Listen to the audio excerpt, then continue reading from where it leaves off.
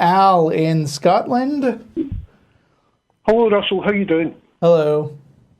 Can you hear me okay? Yes. Yeah, sorry. It's just I had to switch calls there onto my mobile because my cordless phone died the battery. Okay. Yeah. The reason I'm calling, I was explaining to your producer, I want to play devil's advocate, if you don't mind, for a couple of minutes on some of the points that you put across, just to give me my history concerning your show. I don't know. I don't know if we need your personal history about the show if it's going to take a few minutes. I'd rather you get to your question soon. Well, basically, I want to play devil's advocate because I've noticed over a couple of your videos that I've seen over the last week, dating from 2006 to date, where you use some analogies that I've had big problems with. For instance, there was one I seen, I think it was from 2008, where you were discussing with one of your callers the relevance between the Bible being a book and, for instance, you use a lot of the time Harry Potter. Sure. Sounds like me. Yeah, don't you think, but Harry Potter does not mention in any way that it's a form of religion, that you should take up the teachings of Harry Potter and put them into your own personal life? Do you not think a better analogy would be, for instance, picking up a copy of the Koran or the Torah and putting them in the same rather than just picking pointless books of fiction? I mean, it can be a better analogy. I use different analogies at different times, and I certainly have compared the Bible to the Quran, but I don't think you can completely discount the connection between one, what I consider completely fictional book and another one.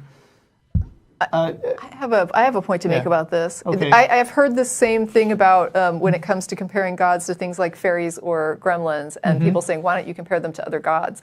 And the reason that I will use something that is, broadly disbelieved is because I'm trying to get the person on the other side of the conversation to view the thing to see what it's like for me. So when I use another god, they still have this idea of people believing in this false god. But when I use fairies, and that's something... They're likely to say, oh yeah, Muslims believe in the same god, but they just interpret him So when you give them blah, something that they just absolutely do not believe in, now they're sitting in my chair, and now they're understanding how I'm viewing their god. And this is why it offends them many times, but it's also the only way I know to get them to understand that I don't view your God as like even potentially, slightly plausible. Yeah, and I don't see it as being a distortion of something real, or I just see it as this made up mythological thing that And if I want them to understand that, I have to choose something that they will clearly see as fabricated. Yeah, well, good point. My second point on the same vein is I've heard you as well, specifically when you mentioned there about the fairy tales. I've heard you mention the flood event is a fairy tale. Now, I don't know if you're aware, but over the last 10 years, there's been some amazing papers published regarding I'm trying to think. I can't remember specifically who wrote it, but there was a paper published, I think it was in 2014, regarding there was an asteroid impact in northern Canada just before the Ice Age. And basically what the geologists and the astrophysicists are now kind of trying to get around to the fact saying, well, because of this event, it caused a massive glacial ice melt that affected glacial valleys and river flood valleys all the way down through into the Bible says the Bible says that the global flood raised the water level so high that all the highest mountains on Earth were completely covered all the way up to the top. That didn't happen. No, understand the dogma regarding that, but I'm talking about from like a historical point of view, especially when you look at I'm trying to think the right word here. When you look at the ancient stories involved in, like, say, the North American Indians, the Mayans, where they mention in their myths about their global flood events. also you can trace it all the way to the African East. Look, the African East. China had a thriving civilization very far removed from that part of the world while the global flood was supposedly going on and everybody on Earth died except 8 people. That didn't happen. There wasn't an interruption in Chinese history. The other thing to note is Joseph Campbell... Guys, you may take this the wrong way. I should state out, I don't class myself as a theist. I also don't class myself as an atheist. I class myself as an enlightenist. I don't care what you classify yourself as. You're trying to support the notion that there was a global flood and it wasn't a myth. So you're wrong. No, you misunderstood. I'm talking about there was a flood event that affected the peoples of the time. Okay. Now, over the course of history, as you know, it's like a game of Chinese whispers. Yeah. You can take an actual event, pass it through word of mouth. At the time, because there was no really written or like categorised account of the event. But you know, myths can still be based on real events. That doesn't mean they're not myths. But there's a much easier explanation for this. Joseph Campbell has talked about flood mythology, and he said that if you look it up, it's generally peoples who live near waterways that have flood mythologies. It's not rocket science. If you live near water, especially water that is prone to flood, you'll have a flood myth. But the point I'm trying to say is this impact. I mean, are you aware of the geological area known in northern Europe between the east coast of Britain and the west coast of Europe, Doggerland? No. So what? There was an area called Doggerland. Oh. It's basically now under the North Sea. Okay. And? Right. Now, again, the scientific papers state that there was a global flood. Sorry, no, I said that wrong. I shouldn't have said that. There was a major flood event that basically... A major local flood event. Sorry? A major local flood event. I mean, those happen. Yeah, but at the time, the North Sea is still an open part of the Atlantic Ocean. Okay.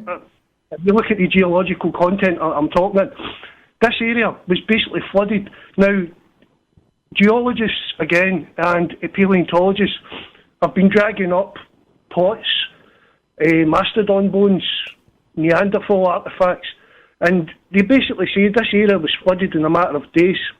Now, if you take into consideration some of these geological impacts that have happened, that are now just coming to light, don't you think it's about time that atheists in general sat down and just went, okay, we need to start seriously looking at this and tying it up? Because I believe it would actually help the theists in understanding the peoples. Again, I honestly believe that... I don't have a problem with that.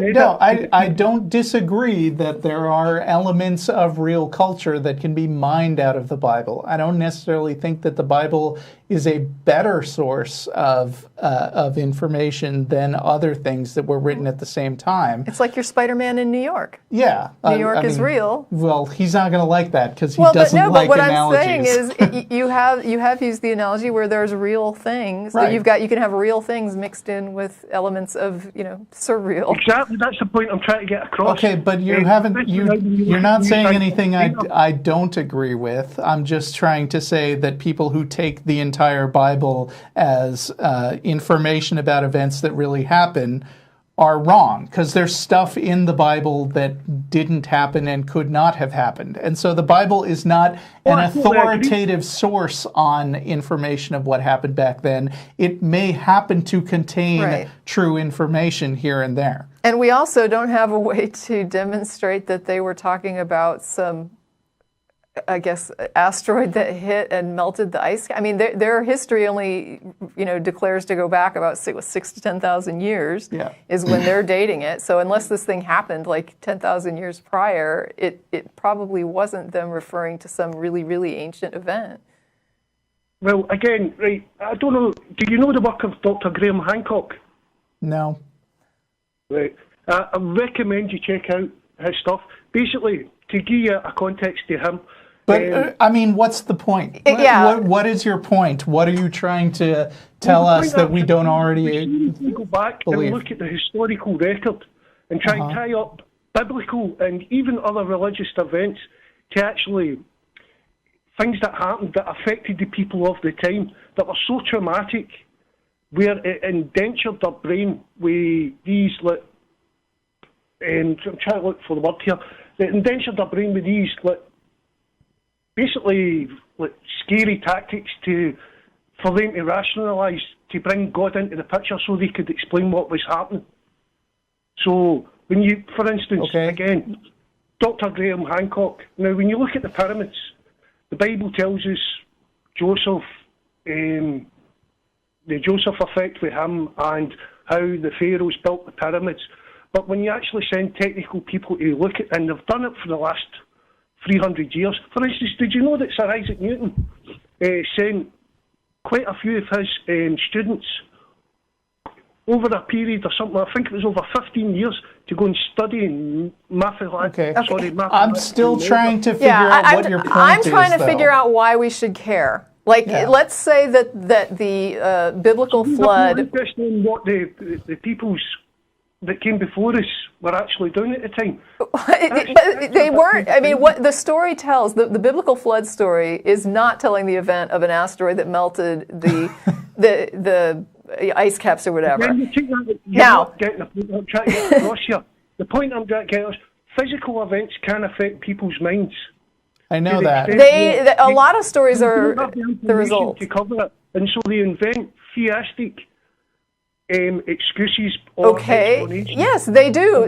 Animism is inventing supernatural explanations for all kinds of natural things. But the way the stories are told in the Bible, it's still appropriate to call them myths. Right. I mean, they had Zeus throwing thunderbolts. From the theist point of view, yes, but when you look at the physical evidence that's now coming forward, for instance, look at all the sunken cities that's now appearing all over the world.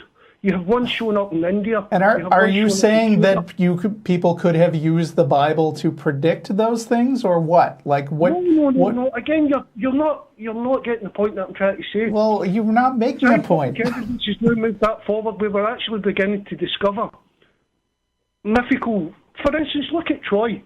Up until Troy was discovered, ask any paleontologist historian, Troy was a myth. Troy was a myth. Troy was a myth.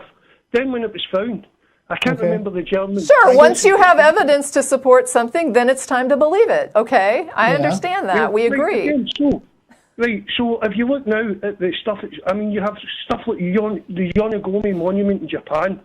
You have the structures that are now... Wait, we have Zeus. Wait, we've got Zeus throwing thunderbolts. I believe in thunderbolts, right? I've seen them. So I've seen lightning, I've seen thunder. I know that Zeus is a myth to explain lightning and thunder. So now we agree. So what is the point? What am I supposed to take away from Zeus as the myth behind lightning and thunder? Well, again, you're changing the subject. That's not what I'm talking about. We're talking about real events affecting mythologies. No, I'm talking about real events affecting the people who then who can't understand it at the time through limited science. Okay, that's Zeus throwing a thunderbolt. So what? So what? So you're dismissing all these archaeological things. For instance, go get. No. I'm not smashing anything. I'm just trying to decide what you're objecting to about what we say. Sorry? I'm just trying to figure out what you objected to about what we say. Geological stuff geological evidence that's now coming forward. Right? It doesn't support the Bible, but it gives a reason for the people of the Bible to act the way they did. Because at the time they didn't know. Thank you for the updates. All right, I'm moving on. Thank you. Because I still don't know what just happened. Yeah. I've wasted my life. I want to apologize to the other viewers. Sorry, I'm so guys. Sorry. Yeah, I don't know what that was.